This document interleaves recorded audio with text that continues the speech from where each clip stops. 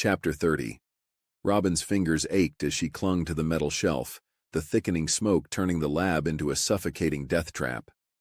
Below, the dying teenager waited with inhuman patience, his labored breathing marking time like a creaky metronome.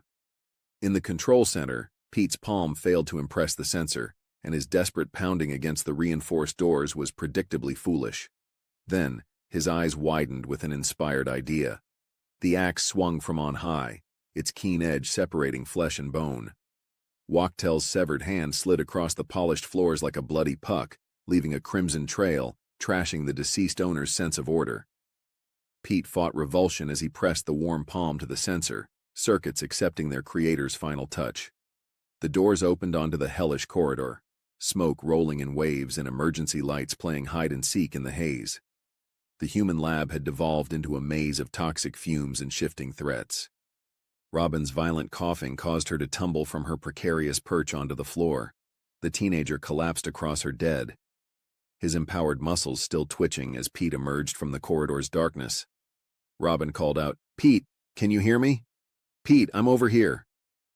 Behind Pete, a shape launched from the smoke, more animal than human. Teeth found flesh before falling away, Wachtell's hand now a chew toy. Pete pushed through air turning solid with heat and debris. "Robin, over here." The smoke parted like a curtain, offering glimpses before closing again. Their blind progress through the darkness ended in a desperate embrace, both eyeing the other for bodily and mental injury. "Did you get the files?" "No, but they have to be this way. I only got as far as product development on my first visit." "Where's Wachtell?" "He's dead." The animal lab's relatively clear air was taken as a good sign until another of Wachtell's experiments emerged from the shadows, driving Pete to the floor with awesome power. Robin's intervention earned her a vicious push aside, but she returned with savage fury. A jagged shard from a specimen jar opened the attacker's throat, arterial spray painting the nearby walls. Pete, catching his breath, looked up in awe, seeing her in a new light. Product Development's rows of cabinets stood in military formation, each locked draw another obstacle while the unstoppable flames advanced. Their mounting frustration rose like the room's temperature. "Which one?" "I don't know. We'll never find it. We have to." Pete's banging against unyielding metal achieved nothing before an explosion sent a thermal wave rolling through the room. The lights flickered and died, leaving only the growing fire to illuminate their desperate search. "This way, there's an exit." "We can't give up."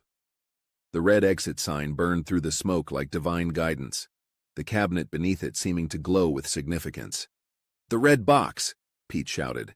Advancing flames drove them back from their prize. "Go! Get out of here!"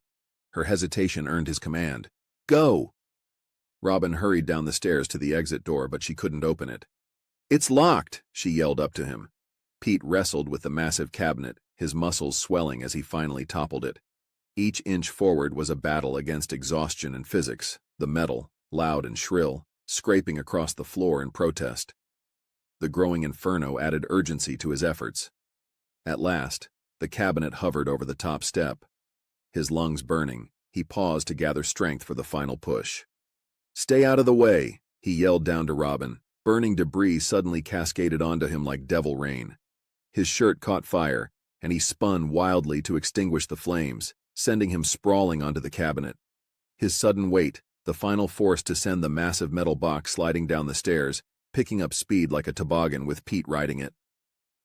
Robin pressed herself against the wall as the cabinet, with sparks flying, thundered past.